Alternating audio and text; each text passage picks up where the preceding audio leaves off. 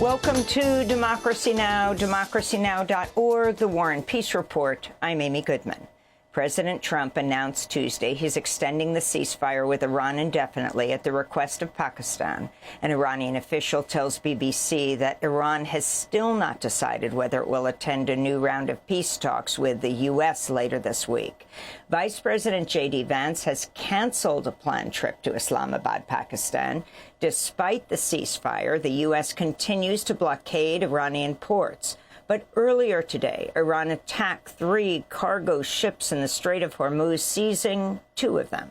Iran's Foreign Minister Abbas Araghchi called the blockade an act of war and thus a violation of the ceasefire, warning Tehran knows, quote, how to resist bullying, unquote, and threatening to completely close the Strait of Hormuz and strike energy and desalination infrastructure across the region.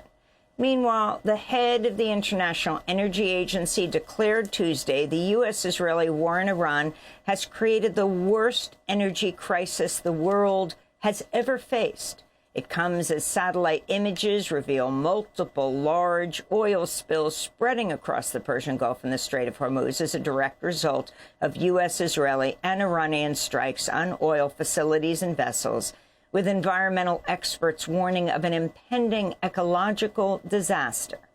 The Pentagon confirms 13 U.S. service members have been killed and 415 wounded in the U.S.-Israeli war on Iran. Meanwhile, according to the U.S.-based human rights activist news agency, over 3,600 people have been killed in Iran by U.S.-Israeli strikes, among them 254 children. A 10-day ceasefire between Israel and Lebanon showed new signs of collapse Tuesday, as Hezbollah fired rockets and drones at Israeli forces for the first time since the truce took effect last Friday. Hezbollah said the strikes were in response to Israeli attacks on civilians and the destruction of homes and villages in southern Lebanon. Both sides accused each other of breaking the truce, even as Washington prepares to host a second round of talks between Israel and Lebanon tomorrow. Hezbollah is not involved in the ceasefire negotiations. Meanwhile, the Israeli military announced Tuesday that 2 soldiers have been sentenced to 30 days in military detention and removed from combat duty after one soldier used a sledgehammer to smash the head of a statue of Jesus Christ in southern Lebanon, while the other soldier filmed him. An Israeli army reservist shot and killed 2 Palestinians near a school in the occupied West Bank in the village of Al-Mughayir, northeast of Ramallah, on Tuesday. The Palestinian Ministry of Health identified the victims as 14-year-old Azza Nassan and 32-year-old Jihad Abu Naim, who were killed in a joint attack by Israeli settlers and soldiers that left 3 others wounded. Eyewitnesses say there was a volley of gunfire after settlers and army forces arrived in the village. The Israeli military said the gunman was an off-duty army reservist who had not been mobilized, that he had not been arrested, and that the incident was under investigation.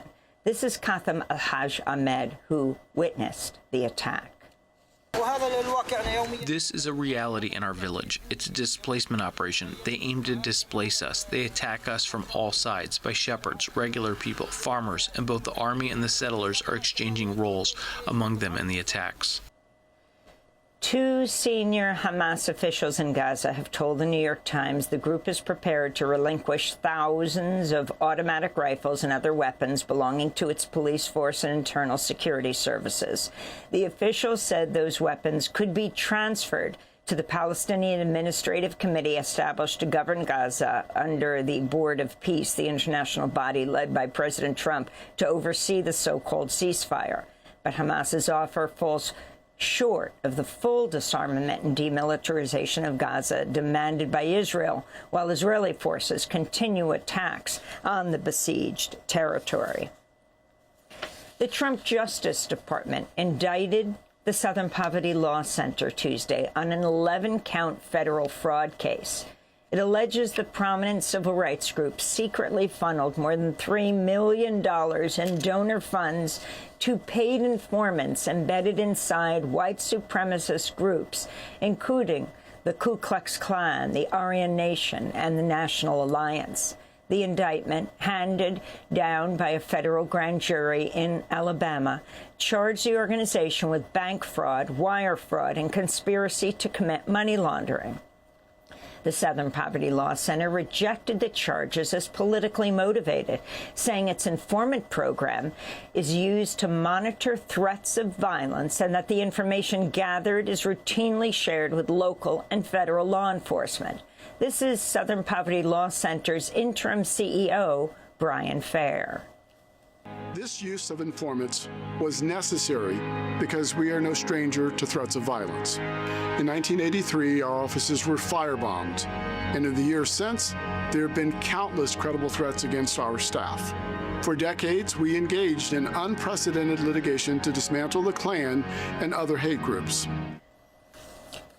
Several reports have revealed the 2 U.S. Embassy officials who died in a car crash in northern Mexico as they returned from a drug trafficking enforcement raid were covert CIA agents. The deadly accident on Sunday in the border state of Chihuahua also took the lives of 2 Mexican officials and has prompted the Mexican president, Claudia Sheinbaum, to start an investigation into the involvement of U.S. agents in counter-narcotic operations in Mexico. President Sheinbaum spoke from Mexico City. We are investigating what these people were doing and which agency they were from. So far, the information we have is that they were indeed working together with the Chihuahua government. Let's put it that way. So the attorney's office needs to conduct a full investigation to determine if the Constitution or the national security law was violated, and the Chihuahua state authorities need to provide all the truthful information. 2 unnamed U.S. government officials who spoke to The Intercept confirmed the CIA has been running clandestine operations in Mexico as part of Trump's expanding intervention and crackdown across Latin America. In more news from Mexico, farming and indigenous communities and environmental activists have vowed to fight plans by Mexican President Claudia Sheinbaum to expand fracking in Mexico. Last week, Sheinbaum admitted to backtracking on her opposition on fracking, which marked a policy departure from her predecessor, President Andrés Manuel López Obrador, who was a staunch opponent of oil and gas drilling. Mexico's national oil company Pemex has reportedly engaged in fracking for years, including in the state of Veracruz, where local leaders say their lands have been devastated.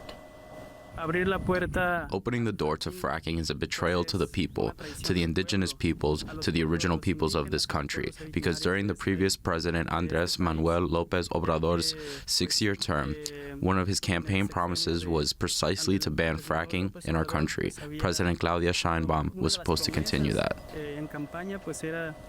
Homeland Security Secretary Markwayne Mullin said Tuesday DHS will likely run out of funds to pay its employees by early May amidst the ongoing partial government shutdown that stretched for a record 67 days.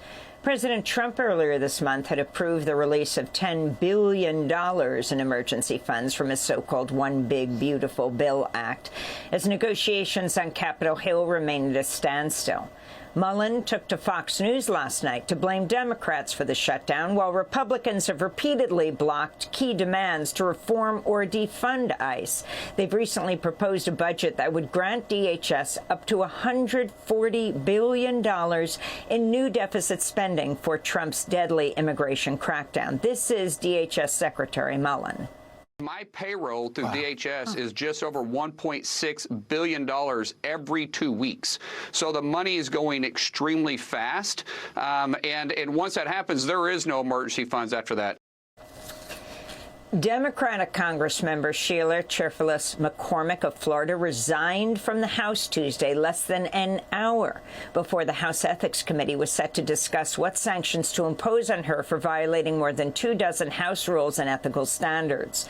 The allegations center on how her family's health care business received roughly $5 million in COVID-19 disaster relief funds that Florida had mistakenly overpaid, money prosecutors allege was funneled through a network of businesses and family members to fund her 2021 congressional campaign.